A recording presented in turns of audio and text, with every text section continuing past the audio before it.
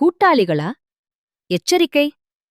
ஒருமுறை ஒரு காட்டில் வாழ்ந்து வந்த ஒரு வயதான சிங்கம், ஒரு நரி, ஒரு முதலை ஆகிய மூன்றும் கூட்டு சேர்ந்தன.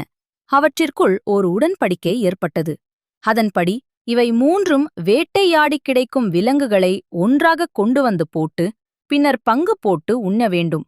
விதவிதமான சாப்பாடு கிடைக்கும் என்பதற்காகவே இந்த திட்டம். அன்று அந்த வயதான சிங்கம் ஒரு முயலை கொண்டு வந்து பொது இடத்தில் போட்டது. நரி மிகவும் சிரமப்பட்டு துரத்தி ஒரு பெரிய மானை கொன்று இழுத்து கொண்டு வந்தது. தண்ணீர் குடிக்க வந்த ஒரு பசுவை கொன்று அதனை பொது இடத்துக்கு கொண்டு வந்தது முதலை. இப்போது அந்த மூன்று பிராணிகளும் தாங்கள் வேட்டையாடிக் கொண்டு வந்து போட்ட முயல், மான், பசு ஆகிய விலங்குகளை நாக்கில் எச்சில் ஊறப் பார்த்தபடி நின்றன. தொண்டையை கனைத்தபடி சிங்கம் கேட்டது. இந்த இரையை நாம் எப்படி பங்கு போட்டுக் கொள்வதாம் என்றது. சற்றும் தாமதிக்காமல் முதலை விடையளித்தது.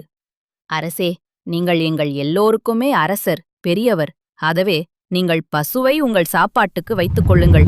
இந்த நரி இருக்கிறானே, அவன் பொடிப்பயல். அவன் முயலை எடுத்துக் கொள்ளட்டும். நான் வேண்டுமானால் மானை எடுத்துக் கொள்கிறேன்.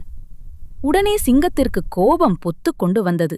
முதலை பேசிக்கூட முடிக்கவில்லை. அதன் அருகில் வேகமாகச் சென்று காலை ஓங்கி பலமாக முகத்தில் ஓர் அறை விட்டது. அவ்வளவுதான். முதலை கதிகலங்கிவிட்டது. ஏற்கனவே மேட்டிலிருந்த அதன் வலது கண் தெரித்து விழுவதைப் போல் இன்னும் கொஞ்சம் வீங்கி மேலே ஏறிக்கொண்டது. கண்ணில் ரத்தம் கசிந்தது. பின்னர் சிங்கம் நரியை கேட்டது.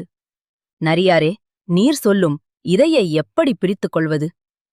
நரி மிகவும் பணிவாக கூறியது. அரசே, நீங்கள்தான் எங்கள் அரசர். எங்களுக்கு எல்லாமே நீங்கள்தான். இப்போது பிற்பத சாப்பாட்டுக்கு நீங்கள் மாட்டைச் சாப்பிடுங்கள்.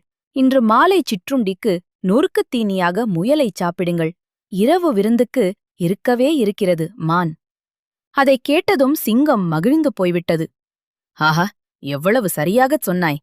நல்ல முடிவு. என்ன புரிந்தது? யாருடன் கூட்டணி வைப்பது என்று